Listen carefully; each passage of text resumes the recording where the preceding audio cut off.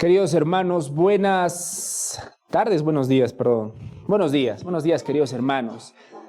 Veo veo algunas caras nuevas. Bienvenidos a las personas que están viniendo por primera vez. Le damos gracias a Dios que los haya traído aquí.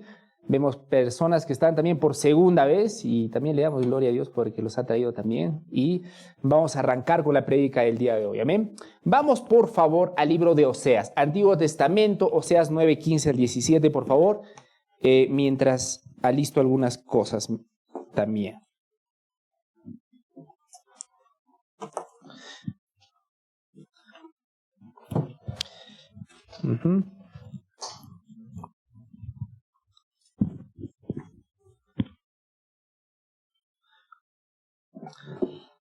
Amén. Ya tenemos Oseas 9, 15 al 17, hermanos. Voces tímidas el día de hoy. ¿Lo tenemos, mis hermanos? Amén. Es así. Amén. Seguridad. Gloria a Dios. Vamos a leerlo juntos, hermanos, y vamos a pedir al Señor que nos guíe en este tiempo. ¿Sí? Vamos a leerlo todos juntos. Dice así la palabra del Señor en Oseas 9, 15 al 17. Toda su maldad está en Gilgal. Allí pues los aborrecí por la maldad de sus hechos. Los expulsaré de mi casa, no los amaré más. Todos los príncipes son rebeldes. Efraín, versículo 16, Efraín está herido, su raíz está seca, no dará más fruto. Aunque den a luz, yo mataré el fruto de su vientre. Mi Dios los desechará porque no lo han escuchado. Y andarán errantes entre las naciones. Vamos a orar, mis queridos hermanos. Que aunque una persona inmensamente falible está delante de ustedes, la palabra que va a ser expuesta no. Y confiamos en eso y confiamos en el que el Señor va a obrar a través de su palabra. Vamos a orar, hermanos. Padre Santo, te agradecemos, Señor, por tu gloriosa y santa palabra. Gracias, Señor. Te pedimos que bendigas este tiempo. Te pedimos, Señor, que nos des corazones dispuestos a escuchar tu palabra, tus principios. Te pedimos, Señor, corazones dispuestos a escuchar. Señor, no te pedimos solo que nos hables. Siempre nos hablas, Padre Santo. Siempre nos estás hablando. Siempre buscas tocar nuestros corazones. Pero a veces nuestra dureza, Señor, nos impide escucharte. Así que, Señor, te pedimos, porque también sabemos que tú pones el querer como el hacer. Señor, te pedimos que quites toda distracción, toda preocupación que hay en este momento en nosotros y nos concentremos en ti, en tu gloriosa palabra, Señor. Bendice este tiempo, Señor. Y como decíamos en la mañana, no a nosotros, Señor, no a nosotros, a tu nombre, Padre Santo, a tu nombre da la gloria. Te pedimos todo esto en el nombre de tu Hijo Jesucristo. Amén. Amén.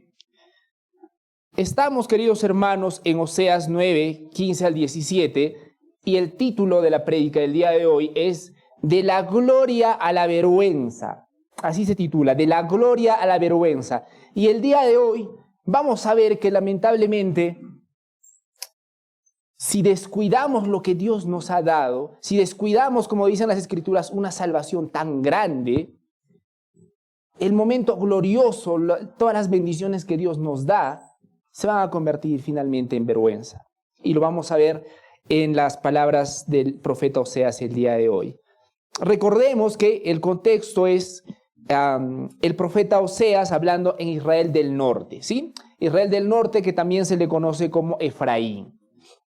Creo que es también necesario recordar, cuando la Biblia dice Israel a secas, normalmente se entiende que es Israel del norte, ¿sí? Y cuando se trata de Israel del sur, lo denomina más como Judá, ¿correcto? Entonces, Oseas profetizó en Israel del norte, y estas son las palabras para ellos. Toda su maldad, versículo número 15, toda su maldad está en Gilgal. Allí pues los aborrecí. Y desde luego, apenas leemos estas palabras, la primera pregunta que se nos viene a la mente es, ¿qué pasó en Gilgal? ¿No es cierto? ¿A qué se refiere con Gilgal? ¿Por qué la palabra del Señor dice toda su maldad está en Gilgal? ¿Qué lugar era este? ¿Qué había ocurrido en Gilgal? ¿Sí? ¿Qué había ocurrido? ¿Por qué era tan importante Gilgal? ¿Y por qué el Señor menciona la palabra Gilgal?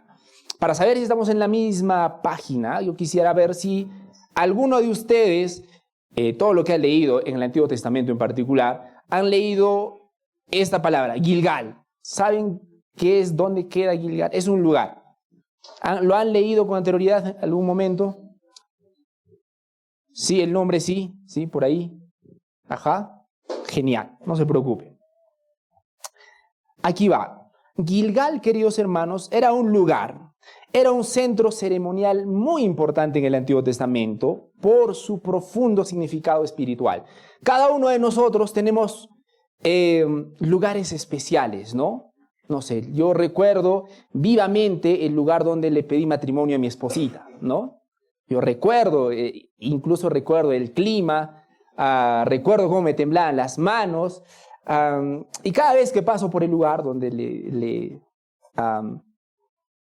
propuse matrimonio, ¿no es cierto? Lo recuerdo, ¿no? Y a veces cuando pasamos por ahí le digo, oye, esposa, ¿te acuerdas en ese lugar? Oye, sí, creo que venden ricos helados. No era eso, pero vamos por los helados, ¿no? Cada uno de nosotros tenemos lugares especiales, ¿no? Donde recordamos momentos bonitos, momentos importantes, y cada uno de nosotros tenemos eso. El pueblo de Israel también tenía lugares importantes, y uno de esos lugares importantes era Gilgal. No por el lugar en sí mismo, sino por las cosas que ocurrieron en Gilgal, ¿sí? ¿Qué había ocurrido en Gilgal? Ocurrió, muchas cosas importantes en Gilgal para ser un lugar tan pequeñito. Recuerdan que el pueblo de Israel estaba rumbo a la tierra prometida, ¿correcto? Y llegar desde Egipto a la tierra prometida no llevó un día, 2 días, ni 3, ni una semana, ni un año. ¿Cuánto tiempo tomó llegar a la tierra prometida?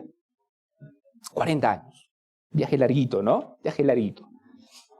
Lograron llegar a la tierra prometida, por fin, después de tantas pruebas, de tanto sufrimiento, de tanta sangre, sudor y lágrimas, como diría Winston Churchill, llegó a la tierra prometida.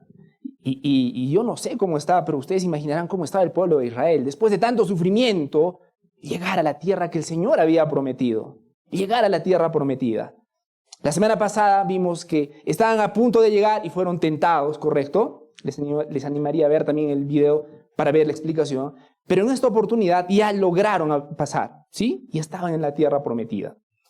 Cuando pasaron en la tierra, cuando llegaron a la tierra prometida, estaban en un lugar, en la tierra prometida ya, para no hacerlo complicado, perdón. Entonces, lo primero que significaba ese lugar, Gilgal, que significa que era el lugar donde habían puesto piedras para conmemorar ese momento, era eso que les recordaba su entrada a la tierra prometida. Lo primero que importante para ellos es el recuerdo del ingreso a la tierra prometida, ¿sí? En Gilgal también los israelitas renovaron su pacto con Dios. Acuérdense, estamos hablando del Antiguo Testamento. En el Antiguo Testamento había una forma de hacer, de mostrar que eres el pueblo de Dios, que era a través de la circuncisión, ¿recuerdan? Entonces, en Gilgal ya habían personas que no se habían hecho la circuncisión, porque eran personas nuevas y eran hijos de las antiguas personas que estaban ahí. Entonces, cuando llegaron a la tierra prometida, también se hicieron la circuncisión para renovar, digamos, su pacto con Dios. Ahí también hicieron la primera Pascua. La primera vez que celebraron la Pascua en la tierra prometida fue en ese lugar. Fue en ese lugar. Después de entrar en la tierra prometida, celebraron la Pascua en ese lugar, en Gilgal, marcando un momento, ¿no? Ese lugar de transición. Ya pasamos, ya luchamos y ahora llegamos a la tierra prometida. Pero también, es interesante, aunque ya habían llegado a la tierra prometida, uno esperaría, ¿no?, que todo esté todo limpio, ¿no?, listo, todo hecho, ¿no? Pero ciertamente tenían que luchar, porque habían personas que vivían en la tierra prometida, ¿no? Y ahora ellos tenían que luchar, que trabajar, que lidiar con todo eso. Pero esa también iba a ser toda esa historia. ¿Desde dónde luchaban? ¿Dónde Josué particularmente, que era el líder, gestionaba todo eso? También desde Gilgal. Gilgal era el centro administrativo y religioso temporal, ¿sí? Sirvió como base de operaciones para Josué durante la conquista de la tierra prometida, que era Canaán. Y fue el lugar desde el cual se gobernó y planificaron campañas militares. Interesante también porque, pequeño paréntesis, nosotros esperamos que las bendiciones de Dios sean de un día para otro, ¿no? Ya quisiéramos que nuestra salud esté bien de un día para otro, como un milagro, ¿no es cierto? Que dicho sea de paso, Jesucristo hizo muchos milagros, pero ya lo hablamos bastantes veces. La razón de ser de los milagros eran para mostrar la deidad de Cristo. No una oferta de que si vienes a Cristo te vas a sanar de la noche a la mañana. No, normalmente, mis hermanos, nuestro buen Señor nos responde y obra a nosotros lenta pero eficazmente. Y Él espera, y en medio de esa espera, Él nos da el crecimiento. En medio de esa espera, Él nos da la madurez. Y este momento también nos muestra. Llegaron a la tierra prometida. Y uno esperaría nuevamente que la tierra prometida todo esté limpiecito. Ya voy a vivir acá, yo me escojo. Pero cuando llegaron a la tierra prometida está lleno de enemigos. Y ahora había que luchar. Porque seguía siendo la tierra prometida. ¿Sí? Entonces, pero volviendo al tema, todo empezó ahí en Gilgal. Y nuevamente, Gilgal, ese lugar no era especial por el lugar exactamente, sino por todas las cosas que pasaban ahí, ¿sí? El primer lugar que llegaron, a la primera Pascua, el centro administrativo, y de hecho también, más adelante en la Biblia, Gilgal se menciona en relación con el profeta Samuel. El profeta Samuel, que fue juez de Israel, realizó sacrificios ahí, dicho sea de paso. Eso está en 1 Samuel 10:8 y 1 Samuel 13:8 al 15, si les gustaría ver a más detalles. Entonces también estaba muy ligado a actividades religiosas. Entonces Gilgal era sumamente importante para los israelitas, sumamente importante, ¿sí? Por todas las cosas que habían sucedido en Gilgal. Pero seguimos teniendo un pero. El Señor en su palabra dice, toda su maldad está en Gilgal. Allí los aborrecí, dice el Señor.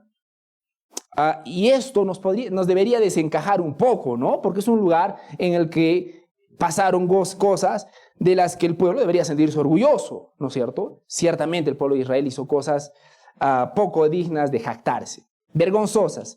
Pero Gilgal no era precisamente eso, no al inicio. Para entender un poco por qué el Señor dice, toda su maldad está en Gilgal, ahí los aborrecí, nos ayudaría leer algunos pasajes bíblicos también del Antiguo Testamento. Por ejemplo, Oseas 4:15, dice así la palabra del Señor.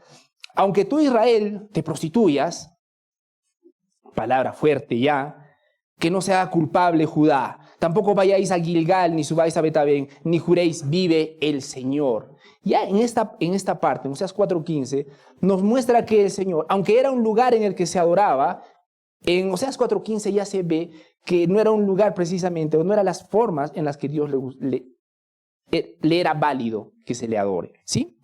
Pero vamos un poquito más allá. Vamos a Amós 4:4, ese libro tan leído, tan subrayado. Amós. No se sienta mal. Yo sé que no me voy a molestar si se demora un poco. No tanto tampoco, ¿sí? Pero vamos por favor a Amós 4:4. Sean sinvergüenzas como yo, al índice, hermanos. Amós y vamos a la página, ¿sí? Vamos a leerlo todos juntos. Porque esto nos va a ayudar a ver qué sucedió en Gilgal. ¿En qué momento cambió un momento que era glorioso a un momento en el que el Señor dice, ahí los he aborrecido? Ahí empezó vuestra maldad, ¿sí? Amós 4:4 vamos a leer. Y les anuncio también, vamos a leer después también Amós 5:5. Pero Amós 4:4 ya no es suficiente. Ayúdenme por favor con vuestro amén si ya tenemos Amós 4:4. Vamos a leer todos juntos. Entren en Betel y pequen. Multipliquen en Gilgal las transgresiones. Traigan sus sacrificios cada mañana, sus diezmos cada 3 días. Vamos a leerlo nuevamente para ver el tono del mensaje. Nuevamente, entren a Betel y pequen. Multipliquen en Gilgal las transgresiones. Multipliquen en Gilgal las transgresiones, dice la palabra del Señor. Traigan sus sacrificios cada mañana, sus diezmos cada 3 días. En este mensaje, el profeta Amós está hablando desde luego en tono sarcástico, ¿sí? No lo vayan a resaltar, queridos hermanos, y mira, dice acá, multipliquen las transgresiones. Está hablando desde luego de forma sarcástica. Multipliquen, ahí está, multipliquen las transgresiones. Pero lo que debería doler más a Israel en ese momento, yo imagino que les dolió más, es traigan sus sacrificios cada mañana, sus diezmos cada 3 días. Es el equivalente a que una persona se pare acá y diga, vengan los domingos, genial, vengan, sigan poniendo sus ofrendas, vengan. Pero así en tono despectivo. No sé si me dejo entender, ¿sí? Así de amargo, así de esa manera está hablando la palabra del Señor en este momento. Sarcástico. Multipliquen el Gilgal hasta las elecciones. Entonces, aquí nos estaba mostrando, y esto nos da un gran indicio, que aunque Gilgal representaba algo tan importante y sucedieron cosas tan hermosas y sublimes, finalmente el pueblo se había entregado a la idolatría, al final del día. La hipocresía, y una de las cosas que apunta Amós 4:4 es la hipocresía religiosa. ¿Por qué? Aunque llevaban ofrendas y sacrificios, ¿sí?, su adoración era superficial. Su adoración era superficial. Y es como las personas que van, dicen, Dios mío, yo te amo, Señor. Pero la Biblia dice, ¿no? Salud, que el Señor pesa los corazones y Él ve las intenciones. Y muchas veces, para aplacar nuestra conciencia, aún podemos ir a la iglesia. Para aplacar nuestra conciencia, aún podemos hacer acciones buenas. Pero al Señor no le importa lo exterior, le importa el corazón. Y aunque el pueblo de Israel llevaba sus sacrificios, ¿no es cierto?, cumplía con los sacrificios, en el fondo de su corazón no amaban a Dios. ¿Recuerdan la prédica de la semana anterior? Dios había prometido hacer fructífero al pueblo de Efraín, y el pueblo de Efraín, ¿qué hizo? Fue y buscó a un ídolo de la fructificación, ¿no es cierto? Y no nos deberíamos rasgar tanto las vestiduras, porque es algo que también nos pasa a nosotros. Dios dice que va a cuidar de nosotros. Dios dice que nos va a sostener todo el tiempo. Si estamos con un problema de salud, el Señor nos dice que nos va a sostener. Lo dice Él. Pero nosotros tenemos esa mala tendencia. Sí, Señor, te creo, pero por si acaso, ¿no? Por si acaso me voy a buscar a los ídolos. Y tenemos la misma tendencia, hermanos. Y eso es lo que el Señor está acusando en este momento. Pero otra cosa que acusa también es la corrupción en los lugares de adoración. Miren, tanto Gilgal como Betel, ¿no?, eran centros religiosos importantes en ese tiempo, pero se habían convertido en lugares donde se practicaba la adoración. Sí, en un inicio era un centro religioso importante, era para Dios. Qué precioso, ¿no? Era para el Señor, pero terminó convirtiéndose para los ídolos. Exactamente como hoy en día. El Señor nos ha salvado para Él, para su gloria, para su honra. Nos ha sacado del vómito, nos ha sacado de nuestros pecados. Nos ha dado una nueva naturaleza, una nueva vida, hermanos. Y es precioso.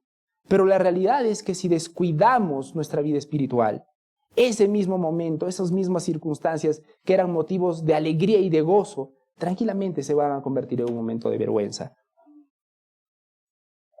Y debería darnos vergüenza, porque Dios promete cuidarnos. Dios dice que es nuestro Padre. Hermanos, Dios dice que Dios es Dios y que nos ama. Y por supuesto que debería darnos vergüenza, en lugar de confiar en Él, buscar otras cosas. Entonces, en Amós, en 4:4, que está delante de vuestros ojos, miren, la ironía de este versículo tiene como objeto mostrarles que a pesar de su devoción externa, sus acciones estaban aumentando en lugar de buscar la reconciliación con Dios. Y ahí, ahora es donde les pregunto, además de vuestra devoción externa, ¿sí? Porque siempre hay ese gran peligro en las iglesias. Entre nosotros podemos decir, hermanito, hermanita, ¿cómo estás? La paz del Señor, hermano, ¿no? Y somos expertos manejando la superficialidad. Somos expertos manejando la jerga cristiana, si lo puedo decir de esa manera. Pero la pregunta acá es, ¿qué dicen nuestras acciones? Porque cuando nuestras palabras hablan, nuestras acciones gritan. Perdón, porque donde nuestras palabras hablan, nuestras acciones gritan. Nuestras acciones gritan, hermanos. Y eso es lo que el Señor está hablando. ¿Qué había pasado? Ahora Gilgal se había convertido en un símbolo de corrupción. En un símbolo de corrupción. Antes Gilgal era un símbolo glorioso, un momento de iniciación preciosa. Pero ahora se había convertido en un símbolo de corrupción. Gilgal era un lugar célebre que evocaba glorias pasadas, pero ahora simplemente se había convertido en un motivo de vergüenza. ¿Qué nos muestra eso, queridos hermanos? Nos muestra dos cosas importantes. Uno,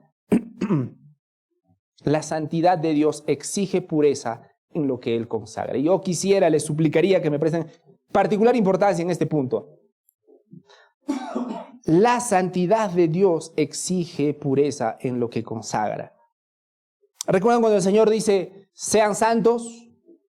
La palabra del Señor lo dice, sean santos. Sed santos, dice la palabra de Dios. Sed santos, dice la palabra del Señor. Y voy a evocar nuevamente a mi amigo que se hizo cristiano cuando yo no era cristiano, ¿no? Y ya les había comentado. Yo por molestarle le decía, oye, santito, ¿no es cierto?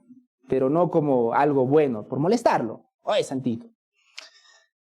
Pero en mi ignorancia no sabía. Y la palabra de Dios dice, sed santos. Pero la palabra más importante, después de decir sed santos, es lo que sigue. ¿Por qué el Señor nos pide que seamos santos? Porque Él es santo. Y yo quiero que vean acá lo que nos muestra la palabra de Dios. El Señor no nos pide algo por un simple capricho.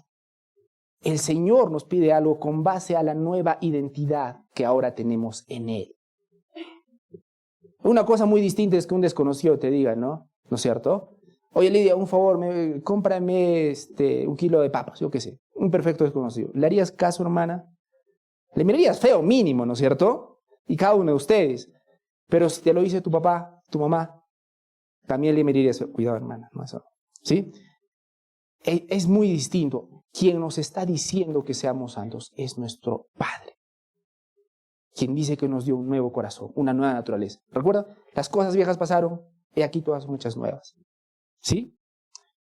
Ahora, la santidad de Dios exige pureza en lo que Él consagra. Lo voy a repetir, hermanos. La santidad de Dios exige pureza en lo que Él consagra. ¿Por qué yo les suplico que me escuchen sobremanera, hermanos, esta parte? Porque lo último que una iglesia sana quiere de sus miembros y de las personas que vengan ahí es que simplemente se conviertan en personas religiosas o en personas moralistas. Porque tanto los religiosos como los moralistas están felices con lo que hacen, pero totalmente apartados de Dios. La santidad de Dios exige pureza en lo que Él consagra. ¿A qué me refiero, hermanos, en lo que Él consagra? Cuando se dice que Dios consagra algo, se refiere al acto de declarar o hacer que algo sea sagrado o exclusivamente, o que tenga un uso exclusivo, ¿no es cierto? Y es importante porque cuando Dios llega a alguien o a algo, ese alguien o algo dejan de ser algo común. ¿Sí? No es el lugar, no son las personas, es Dios. Y ahora se entiende un poco mejor porque cuando Él dice, sean santos porque yo soy santo, tiene más peso. Porque no está apelando a ti, no está apelando a una grandeza que tú tengas de manera inherente, de manera propia. Como lo hacen muchos motivadores, ¿no? Saca el campeón que tienes dentro, ¿no es cierto? Tú eres grande, solamente tienes que despertar tu grandeza interior, ¿no es cierto? Mujer empoderada. Pero la palabra del Señor dice que si es que vamos a llegar a un punto, es porque Él nos sostiene, es porque ¿quién somos nosotros ahora? ¿Quiénes somos nosotros ahora? Nuevamente, no es el lugar, no son las personas, es siempre Dios. ¿Recuerdan, hermanos, cuando la primera vez que Moisés se encontró con Dios? Éxodo 3:5, se los leo, no es necesario que vayan, pero miren cómo le dice Dios. No te acerques, quita tu calzado de tus pies, porque el lugar en que tú estás, tierra santa es. Y nuevamente, ese lugar no era santo porque tenía un tipo de tierra especial, ¿no? O flores especiales o una vegetación especial. Ese lugar era santo porque la presencia de Dios estaba ahí. La presencia de Dios estaba ahí. Y cuando la presencia de Dios está ahí, lo que sea que toque está llamado a ser santo también. Está llamado a ser santo. Yo espero que se entienda al punto donde quiero llegar. Eso pasó con un pedazo de tierra. ¿Cuánto más en nosotros, que estamos hechos a imagen de Dios? Y nuevamente ahora tiene más sentido cuando Él dice, sean santos, porque yo soy santo. Es un equivalente a decir, sean santos, yo he llegado a vuestra vida. Y por lo tanto, nuestro Señor nos mueve a comportarnos de cierta manera. Otro ejemplo en Jordán, el Jordán. Josué, eso está en Josué 3:14 al 15. El río Jordán, por ejemplo, no era especial en sí mismo. ¿sí? No era especial en sí mismo. A mucha gente, conozco mucha gente que le gusta hacer turismo religioso, si puedo decirlo, ¿no? Aquí casual, en el río Jordán, ¿no? El río Jordán no era especial en sí mismo, pero se convirtió en un lugar especial en el sentido de que Dios estaba ahí, hizo un milagro Dios. Pero el punto no era magnificar un lugar, el punto siempre era magnificar a Dios, hermanos. Siempre. Siempre fue así. Entonces, ¿dónde vemos eso en primer lugar, ese llamado? Eso está en el llamado de que seamos santos. Levítico 9:2 dice, sed santos porque yo Jehová vuestro Dios soy santo. Pero luego lo volvemos a ver en primera de Pedro 1:15-16. Dice, sino como aquel que os llamó a ser santos, sed también vosotros santos en toda vuestra manera de vivir. Si Dios llega a tu vida, Él va a cambiar tu corazón. Y como estábamos viendo en la mañana, Él va a proveer todas las cosas para tu vida para que puedas cumplir sus propósitos. Y algo que me olvidé de decir en la mañana, hermanos, es que ninguno de nosotros, voy a repetir, ninguno de nosotros va a tener la excusa de decir, Señor, es que me faltó tal cosa para poder hacer tus propósitos.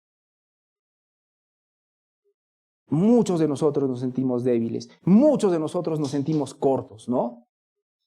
Pero es glorioso cuando el Señor nos muestra nuestras limitaciones, porque nos ayuda a confiar en aquel que nos llamó. Y una de las cosas más tristes que puedo encontrar es que, por ejemplo, cuando predico el Evangelio, la gran mayoría de personas se justifica,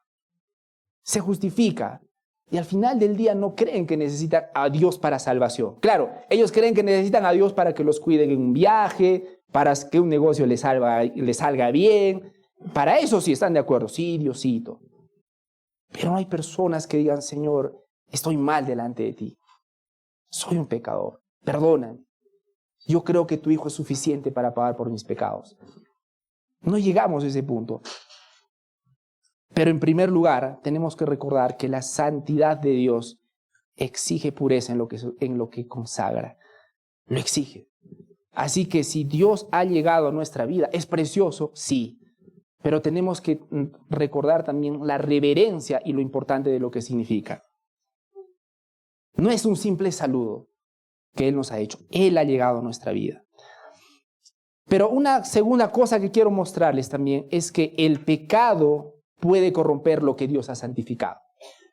Ese es el segundo principio que quiero mostrarles. El pecado corrompe o puede corromper lo que Dios ha santificado. El pecado, hermanos, lamentablemente tiene el potencial para corromper y arruinar lo que Dios ha destinado para su gloria. ¿Conocen personas que han empezado bien esta carrera, amando las cosas de Dios, leyendo sus Biblias, sacrificando lo que tienen que sacrificar para la gloria de Dios? Pero hoy en día ya no hay ni la sombra de lo que eran, ¿no? ¿Por qué? Por el pecado. Y algunas personas van a decir, no, Satanás me hizo caer, Satanás me hizo esto. El pecado. Es el pecado. Por favor, si podrían acompañarme a Filipenses 2:12, por favor. Filipenses 2:12.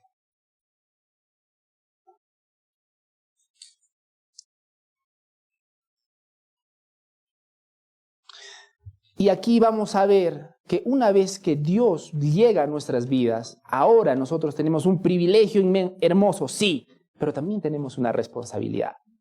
¿Y a quién le gusta la palabra responsabilidad? ¿Y a quién le gusta la palabra compromiso? Pero eso es lo que tenemos con Dios, una responsabilidad y un compromiso. Y si nosotros lo descuidamos, hermanos, hay consecuencias. Vamos a leer Filipenses 2:12. Dice, así que, amados míos, tal como siempre han obedecido, no solo en mi presencia, sino ahora mucho más en mi ausencia, ocúpense ¿qué? En su salvación con temor y temblor. Ocúpense en su salvación con temor y temblor. También voy a leerles 1 Corintios 9:26-27. No tienen que ir, pero atención. Así que yo de esta manera corro. ¿Recuerdan a Pablo? Es Pablo hablando, 1 Corintios 9:26-27. Acá tenemos a un Pablo consciente de que tiene un Dios inmenso, grande, inmensamente poderoso. ¿Qué les puedo decir? Él es el único Dios verdadero. Pero también era consciente de quién era Pablo. también era consciente de quién era Él. Dicho esto, en 1 Corintios 9, 26 al 27 dice, así que de esta manera corro, no como a la aventura. De esta manera peleo, no como quien golpea el aire, sino que golpeo mi cuerpo y lo pongo en servidumbre. No sea que habiendo sido yo heraldo para otros, yo mismo venga a ser eliminado. Se los voy a leer también en otra versión. Dice, por tanto, yo de esta manera corro, no como sin tener meta. De esta manera peleo, no como dando golpes al aire, sino que golpeo mi cuerpo y lo hago mi esclavo. No sea que, habiendo predicado a otros, yo mismo sea descalificado. Y es que a veces estamos en la falsa, descansamos en una falsa seguridad de que podemos articular ciertas verdades bíblicas, podemos articular las profundidades de la palabra de Dios, podemos hablarlo, podemos compartirlo, podemos decirlo, pero una cosa muy distinta es vivirlo. Y Pablo es consciente de eso. Él quiere asegurarse de que su vida, sus acciones digan que ama a Dios, que vivió para Dios. Yo no corro como si no tuviera meta, dice Pablo. Y yo quisiera preguntarles, hermanos, ¿cómo estamos corriendo esta batalla? ¿Cómo estamos corriendo en esta vida? Y lo triste es que muchos de nosotros estamos corriendo ciertamente como si no hubiese una meta. Ciertamente como si fuésemos eternos, en el más sentido de la palabra. Y hermanos, lo que yo quiero mostrarles es que el pecado, si descuidamos las cosas de Dios, el pecado va a corromper aquello a lo que Dios nos ha llamado. Y en la Biblia tenemos muchos ejemplos. Tengo un par de pequeños ejemplitos nada más. El ejemplo de Acán, eso está en Josué 7. ¿Qué pasó con Acán?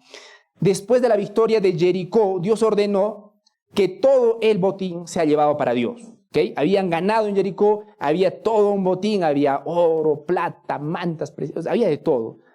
Pero Dios había ordenado, tienen que recoger eso y tienen que llevarlo para el Señor, ¿correcto? ¿Alguien recuerda qué hizo Acán? Eso está en Josué 7, 20, 21. Desobedeció, se guardó algunas cositas. No todo, pero algunas cositas. ¿Cuál es el gran problema? Dios dijo todo. Pero muchos de nosotros somos así, ¿no? Le queremos encontrar el vacío legal, ¿no? El vacío legal, ¿no es cierto, hermana? Porque es abogada, por si acaso, no estoy dándole una indirecta. Queremos encontrar el vacío legal a las cosas de Dios. Y ese es el tema. ¿Qué parte de nuestro corazón quiere Dios? Todo. Todo nuestro corazón. ¿Qué parte de nuestro tiempo quiere Dios? Todo. ¿Qué parte de nuestra vida quiere Dios? Toda nuestra vida.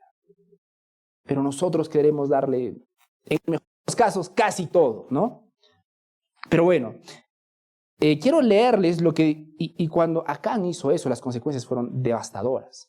Para Acán y para su familia. Yo les animo a ver cuán devastadoras fueron, y leyendo Josué 7. Pero miren lo que dijo Acán, cuando por fin lo confrontaron con su pecado. Cuando ya no tenía escapatoria, se tuvo que parar y tuvo que confesar. Pero miren cómo dice acá en Josué 7, 20, 21. Y Acán respondió a Josué, en verdad he pecado contra el Señor, Dios de Israel, y esto es lo que he hecho. Esto es lo que he hecho, dice Acán. Cuando vi entre el botín un hermoso manto de Sinar y 200 siclos de plata y una barra de oro de 50 siclos de peso, los codicié. Los codicié y los tomé. Todo eso está escondido en la tierra dentro de mi tienda, con la plata debajo. Lo confesó, pero tuvo consecuencias, hermanos. Pero lo que yo quería resaltar es esto. Lo codicié.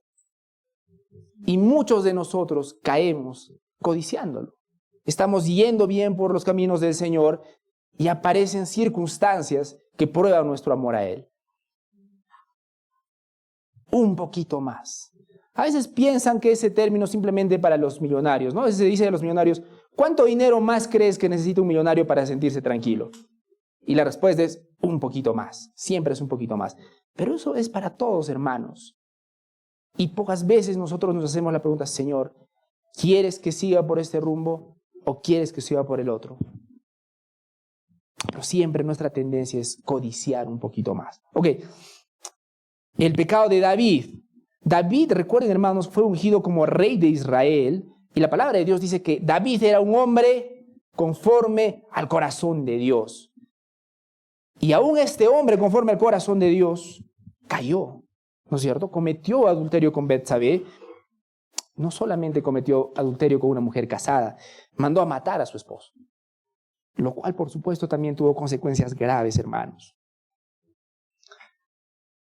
En 2 Samuel 11:12, miren lo que dice, un pedacito nada más.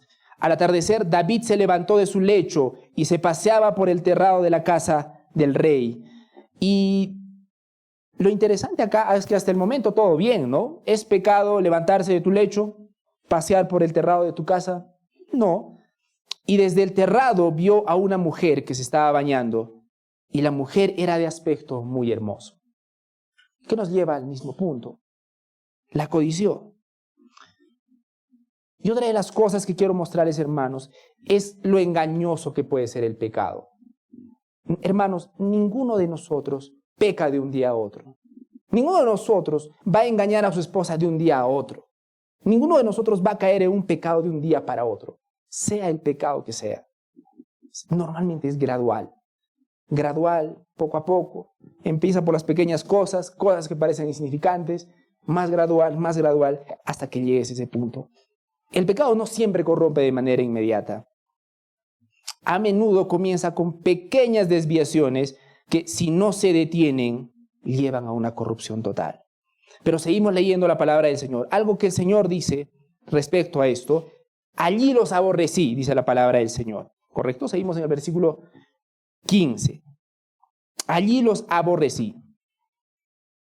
El Señor dice que por toda esta desviación que ellos tuvieron, ahora el Dios los aborrecía.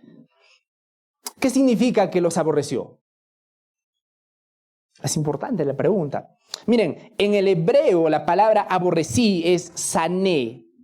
Y esta palabra aparece más de 140 veces en el Antiguo Testamento. Así que es una palabra que los judíos entendían, los israelitas comprendían muy bien. Los aborrecí. Aparece 140 veces en el Antiguo Testamento y tiene un significado fuerte. Aborrecer no era una palabra suave. Aborrecer significa odiar, rechazar, despreciar.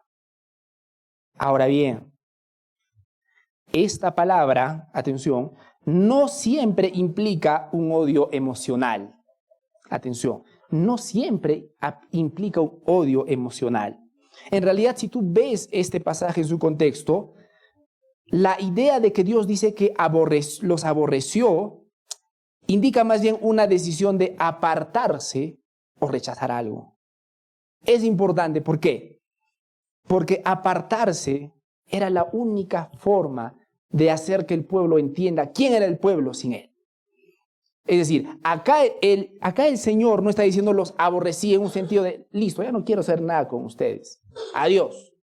¿Qué es lo que normalmente haríamos nosotros con una persona infiel a nosotros, no?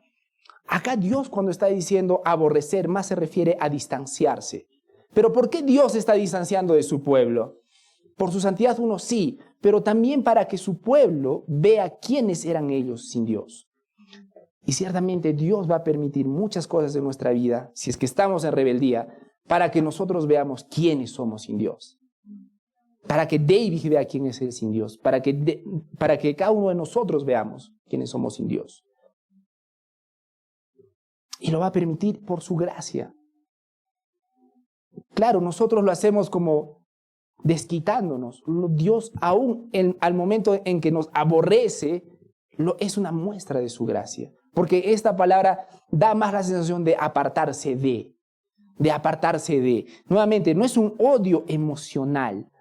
Ese no es el sentido. El sentido más es el de apartarse. ¿Sí? Entonces, ¿por qué Dios decide apartarse, según el versículo del día de hoy? Por la maldad de sus obras. Por la maldad de sus obras. Y todas estas maldades, hermanos, eran un indicador de que no tenían su fe en Dios y que no confiaban en Dios. Vamos por favor a Mateo 5:13.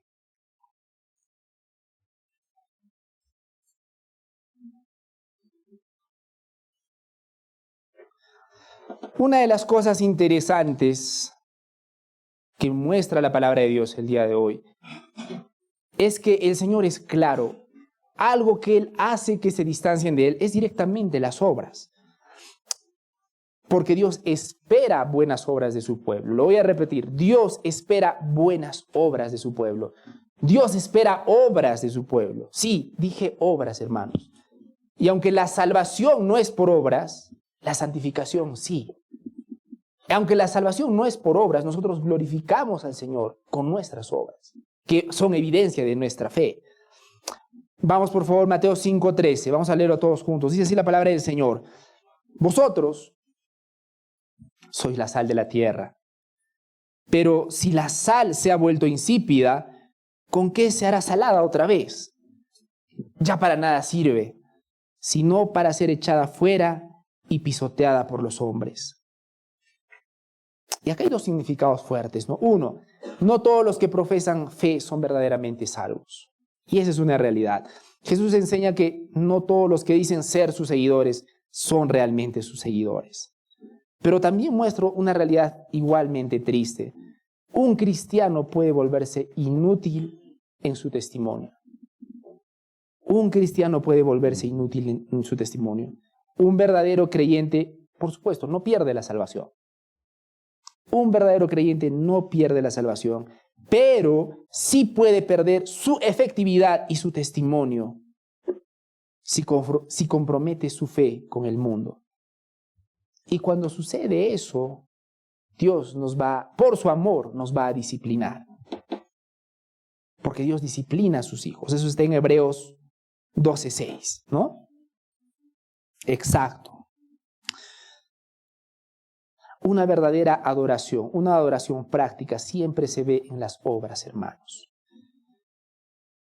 Otra cosa que dice el Señor, no los amaré más. ¿Qué significa no los amaré más, hermanos?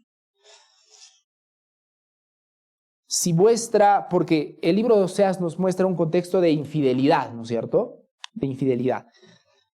Si vuestra pareja, si ustedes son infieles a su pareja, a vuestra pareja, y su pareja les dice, no te voy a amar más, ¿qué está implicando? ¿Qué está diciendo? Que se van a separar, ¿no es cierto? Es más emocional. Pero nuevamente, en la palabra del Señor nos muestra algo más profundo que el tema emocional. Cuando el Señor dice, no los amaré más, esa frase no significa que Dios dejó de amar completamente a su pueblo, sino que, uno, retiró su protección y bendición de manera temporal, permitió que experimentaran las consecuencias de su pecado, pero aún así preservó un remanente fiel y mantuvo su promesa para que venga el Mesías. Pero vean, hermanos, ¿qué es lo que hace Dios como disciplina hacia nosotros? Él puede retirar su protección y su bendición de manera temporal. Y Él va a permitir en su amor que nosotros experimentemos las consecuencias de nuestro pecado. Es doloroso, pero precioso al mismo tiempo, porque el Señor lo permite para nuestro bien.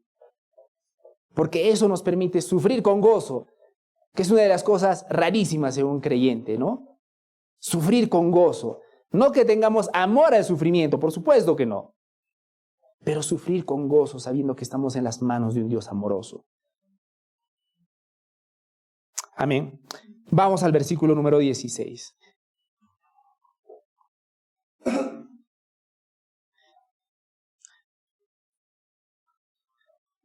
Pero antes de ir al versículo número 16, por favor, quisiera que nos quedemos que sigamos en el 15. Quisiera darles algunas preguntas de reflexión.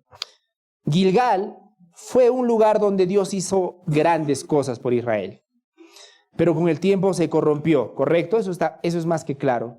Ahora yo tengo una pregunta para ustedes. ¿Hay áreas en tu vida que comenzaron como algo glorioso para Dios, pero que ahora están siendo corrompidas por el pecado o la negligencia? ¿Hay áreas en tu vida que comenzaron bien, algo glorioso, algo hermoso con Dios, pero que hoy en día están siendo corrompidas por causa del pecado? Es una pregunta para ustedes, hermanos. Israel, hermanos, profanó Gilgal, es decir, le dio un uso que no era para la gloria de Dios al Gilgal.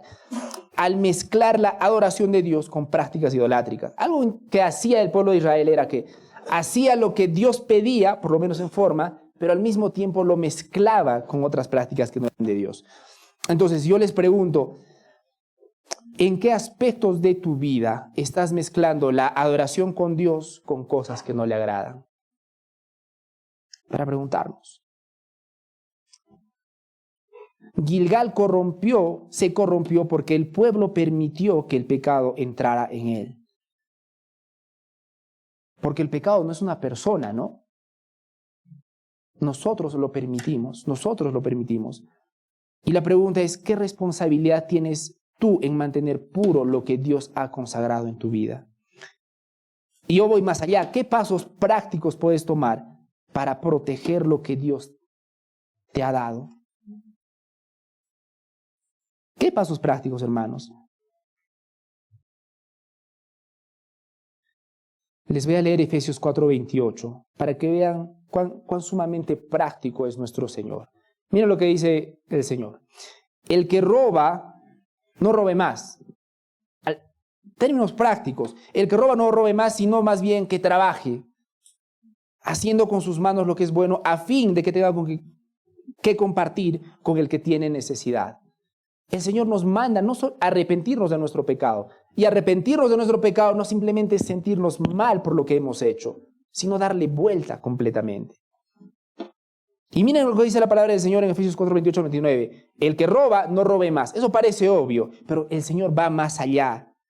No solamente que no robe, dice, sino más bien que trabaje, haciendo con sus manos lo que es bueno, y va más allá, a fin de que tenga con qué compartir al que tiene necesidad.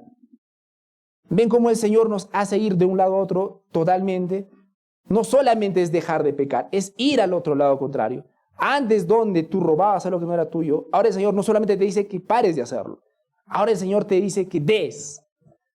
Y muchos de nosotros nos quedamos simplemente, ok, estoy en ese pecado y yo quiero dejar de hacerlo, nada más.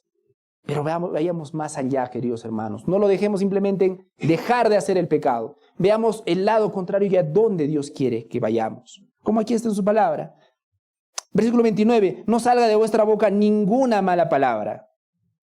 Pero va más allá nuevamente. Sino solo la que sea buena para edificación, según la necesidad del momento, para que imparta gracia a los que escuchan. Allá cuando el Señor dice que simplemente dejemos de pecar, nuevamente nos manda a dar el paso extra. Y quiero terminar con un mensaje para creyentes y no creyentes. Y esto es relacionándolo con el Evangelio. ¿Sí? Y Dios mediante el siguiente domingo pasaremos a Oseas 16 a 17 porque el tiempo nos ha ganado. Un mensaje para los no creyentes en primer lugar. Dios dice que, voy a leer nuevamente 9:15, los aborrecí.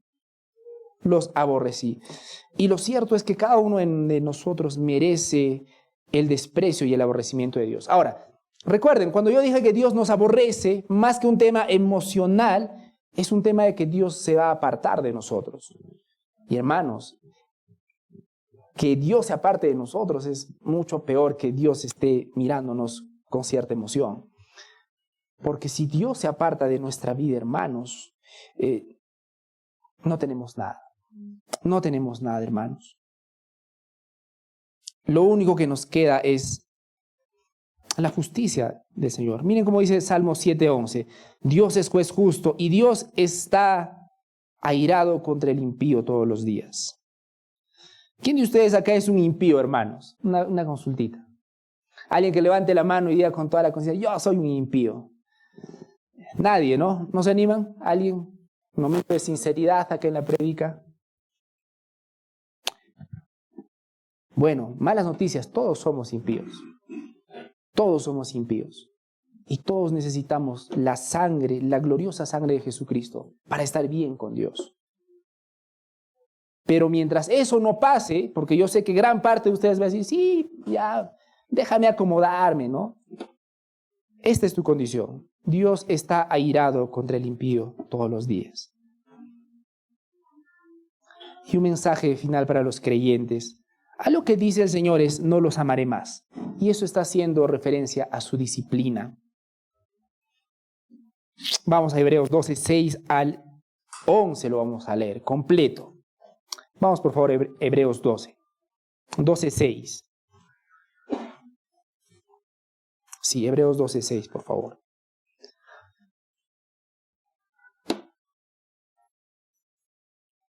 Nuevo Testamento. Hebreos 12, 6. Amén. Vamos a leerlos juntos.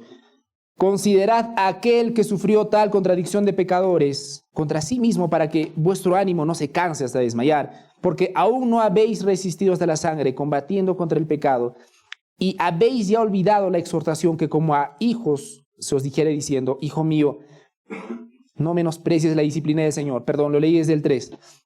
Vamos al 6. Porque el Señor al que ama disciplina y azota a todo el que lo recibe por hijo.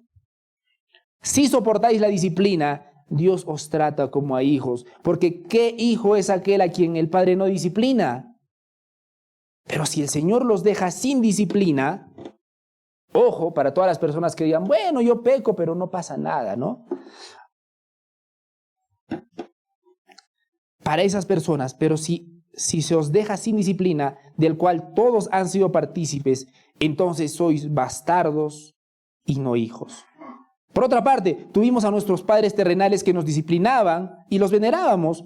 ¿Por qué no obedeceremos mucho mejor al Padre de los Espíritus y viviremos?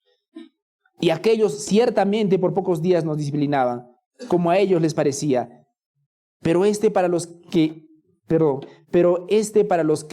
para lo que no es provechoso, para que participemos de su santidad. Es verdad que ninguna disciplina del presente parece ser causa de gozo, sino de tristeza, pero después da fruto apacible de justicia a los que en ella han sido ejercitados. Queridos hermanos, mi mensaje para los hermanos creyentes es sencillo, pero directo. Si es que por algún motivo estás empezando a entregarte a un pecado, arrepiéntete. Un teólogo llamado J.C. Ryle decía lo siguiente: ¿tú sabes cuándo un árbol está empezando a morir? Dice que cuando un árbol está empezando a morir, lo primero en marchitarse son sus hojitas más pequeñas. Las grandes mueren después, pero lo primero en morir son las hojitas pequeñas. Y luego las más grandes, y luego las más grandes, y luego es evidente que el árbol está muerto. ¿A qué voy con esto? Una gran evidencia que estamos empezando a alejarnos de Dios siempre empieza con las cosas pequeñas, que parecen insignificantes, pero que están ahí, y avanza, y avanza, y avanza. Pero el Señor es bueno con sus hijos y los va a disciplinar. Miren lo que dice Romanos 8, hermanos.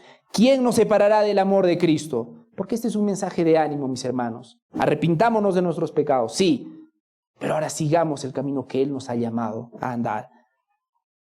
¿Y qué nos anima tanto? El amor de Cristo. ¿Quién nos separará del amor de Cristo? ¿Tribulación, angustia, persecución, hambre, desnudez, peligro, espada? Como está escrito, por ti somos muertos todo el tiempo, somos contados como ovejas de matadero. Y este versículo es precioso, hermanos, porque dice, antes en todas estas cosas somos más que vencedores, por medio de aquel que nos amó. Y nuevamente, hermanos, eso somos en Cristo, más que vencedores. Por lo cual estoy seguro que ni la muerte, ni la vida, ni ángeles, ni principados, ni potestades, ni lo presente, ni lo porvenir. Y se queda corto, ¿no? Porque continúa. Ni lo alto, ni lo profundo, ni ninguna otra cosa creada nos podrá separar del amor de Dios, que es en Cristo Jesús, Señor nuestro. Hermanos, no es tiempo para simplemente golpearse el pecho y decir, ay de mí que estoy mal. Arrepiéntete. No tomes a Dios como una broma. Él no solamente exige santidad de ti, te va a capacitar, te está capacitando. Ninguno de nosotros nuevamente va a tener la excusa para decir, Señor, no pude. Lo único que vamos a poder decir es como el siervo infiel, ¿no? Tuve miedo y me escondí. Y el Señor precisamente no le dice, ay, pobrecito, tuviste miedo. Siervo infiel, le dice el Señor. Miren, mis hermanos, antes, en todas estas cosas, somos más que vencedores por medio de aquel que nos amó. El título, por supuesto, es de la gloria a la vergüenza, pero en Cristo, hermanos, siempre es de la vergüenza a la gloria, porque Él limpia nuestros pecados y nos va a dar la victoria. No me voy a cansar de repetirlo, siempre, siempre, mis hermanos. Vamos a orar. Padre Santo, gracias, Señor, por tu palabra, gracias, Señor, por lo que nos has hablado el día de hoy. Señor, ciertamente somos propensos al pecado, somos propensos a alejarnos de ti, Señor. Pero ayúdanos, Señor, a reconocer todas las cosas gloriosas que nos has dado y usarlo para tu gloria y para tu honra. Señor, no queremos tener un Gilgal, no queremos terminar simplemente mal, no queremos empezar bien con un recuerdo hermoso. Y perdónanos, Señor, porque muchos de nosotros simplemente vivimos con el recuerdo de glorias pasadas, pero nuestra vida hoy es un desastre.